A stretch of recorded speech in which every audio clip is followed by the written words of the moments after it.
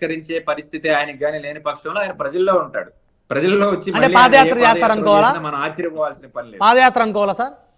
ఈ whatever it may be, పాదయాత్ర అనుకోండి, బస్సు యాత్ర అనుకోండి, లేకపోతే హెలికాప్టర్ యాత్ర అనుకోండి, ఏదైనా అనుకోండి, ఆయన ప్రజల్లో ఉంటాడు.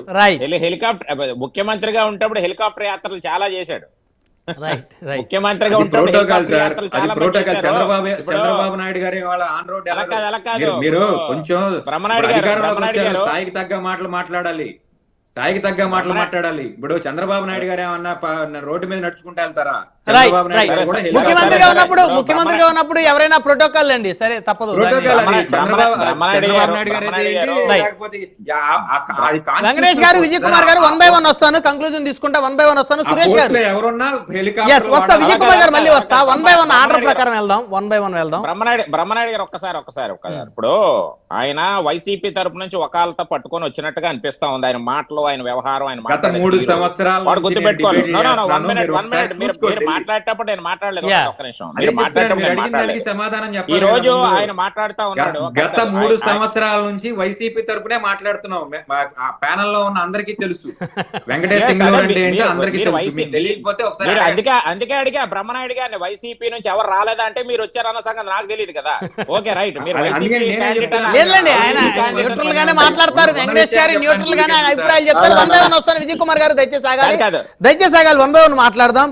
మొర్రబ్ సురేష్ గారు మీరు కంక్లూజన్ ఇవ్వండి. సో మొత్తానికి ఎపిసోడ్ చూస్తే జగన్మోహన్ రెడ్డి గారు ఖచ్చితంగా అసెంబ్లీకి వస్తారు, అందులో ఎలాంటి డౌటు లేదు. కాకపోతే ఎవరైతే ఆయన్ని విమర్శించారో, ఎవరైతే జగన్మోహన్ రెడ్డి ఓడిపోయారే కానీ చచ్చిపోలేదు అనేటువంటి వ్యాఖ్యలు చేశారు కాబట్టి, ఆయన ఉన్నారు కాబట్టి కాస్త ఆయన రావటానికి వెనకడుగు వేస్తున్నారు అనేది కొంతమంది ప్యానల్ సభ్యుల అభిప్రాయం కనబడతా ఉంది. సో ఇప్పుడు ఎవరైతే సుప్రీంకోర్టు అడ్వకేట్ వెంకటేష్ గారు ఉన్నారో, ఖచ్చితంగా జగన్మోహన్ రెడ్డి గారు అసెంబ్లీకి వస్తారు, ప్రజా సమస్యల మీద పోరాటం చేస్తారు. అవకాశాన్ని కనుక అసెంబ్లీలో కల్పించకపోతే ఆయన ప్రజల్లో ఉంటారన్నారు. ఇన్ ద సెన్స్ ప్రజల్లో ఉంటారంటే మళ్ళీ పాదయాత్ర కానీ లేకపోతే ఇంకేదైనా సరే ప్రజా సమస్యల మీద మరి ప్రజలు ఉండి పోరాడతారని అభిప్రాయంగా కనబడుతోంది.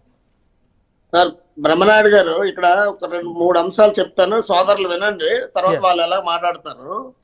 ఫస్ట్ ఆయన అడ్వకేట్ గారు ఎవరైతే సోదరుడు ఉన్నారో, who is CM Revanth Reddy అని అనడం అనేది తప్పు. ఎందుకంటే మన తెలుగు రాష్ట్రాల్లో ఒక రాష్ట్రం తెలంగాణ, మన పొరుగు రాష్ట్రాలు, అలాగే కాంగ్రెస్ పిసిసి అధ్యక్షుడు, అలాగే ఆయనకి ఒక బాధ్యత అనేది ఉంటది. వాళ్ళ పార్టీని బలోపేతం చేసుకోవాలని ఒక బాధ్యత ఉంటది.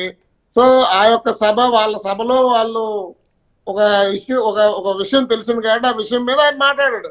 తప్పనిసరిగా శర్మిలమ్మని నిలబెట్టి నేను వచ్చి బై ఎలక్షన్ లో కానీ వస్తే ఎట్టి పరిస్థితుల్లో వీధి తిరిగి నేను గెలిపించుకుంటాను అనడంలో అంతవరకు తప్పులేదు. ఇంకోటి, ఆయనకి మనకి కొన్ని సంబంధాలు ఉన్నాయి. ఈవేళ రేవంత్ రెడ్డి గారు అవ్వచ్చు, రేపు కేసీఆర్ గారు అవ్వచ్చు, లేదంటే రేపు పొద్దున్న బీజేపీ నుంచి ఇంకెవరైనా బండి సంజయ్ గారు, లేకపోతే ఇంకెవరైనా కూడా రేపు తెలంగాణలో సీఎం కావచ్చు. ఊహిసి అనడానికే లేదండి. ఎందుకంటే వాళ్ళకి మనకి కొన్ని సమస్యలు ఉన్నాయి. విభజన చట్టంలో ఉండవలసిన మన విభజన జరగాల్సినవి ఆస్తులు, పంపకాలు, అప్పులు, వ్యవహారము, నీరు, కరెంటు, ఇలాంటి రకరకాల వ్యవహారాలు ఉన్నాయి. కాబట్టి ఆ తెలుగు రాష్ట్రాలు, తెలంగాణ, ఆంధ్రప్రదేశ్ ఎట్టి పరిస్థితుల్లో లింక్ ఉంటది. అది ఏ పార్టీ సీఎం అయినా కానివ్వండి. ఆయన అలా తీసిపారేయడానికి లేదు, అది నాకు నచ్చలేదు.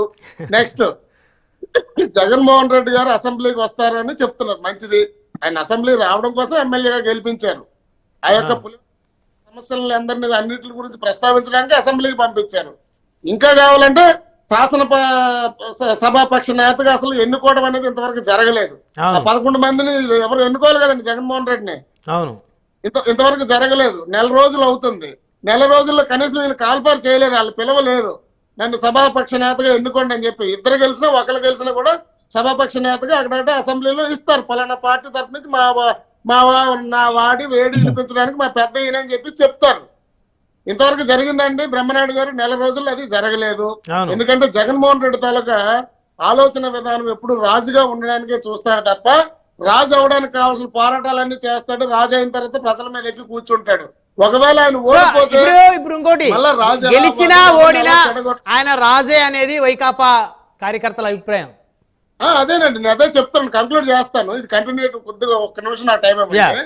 ఆయన ఆలోచన విధానం నార్సిస్ట్ భావజాలం కలిగినటువంటి ఒక వ్యక్తి అండి. ఆయన ఏంటంటే ప్రజా జీవితాలకి అతీతంగా ఆయన ఆలోచిస్తాడు. ఆయన అనుకున్నది అవ్వకపోతే ఒకలాగా ఉంటది. ఆయన తాలూకా ఆలోచన విధానం చాలా భయంకరంగా ఉంటుంది. మీరు ఇంకోటి బ్రహ్మనాయుడు గారు, ఇది ఒక చిన్న పాయింట్ చెప్తాను. ఇది రాబోయే రోజుల్లో ఇది ఒక పెద్ద డిబేట్ కాబోతుంది. చూసుకోండి. జగన్మోహన్ రెడ్డి గారి తాలూకా కేసులు ఏదైతే ఇప్పుడు ట్రయల్స్ తొందరగా జరగడం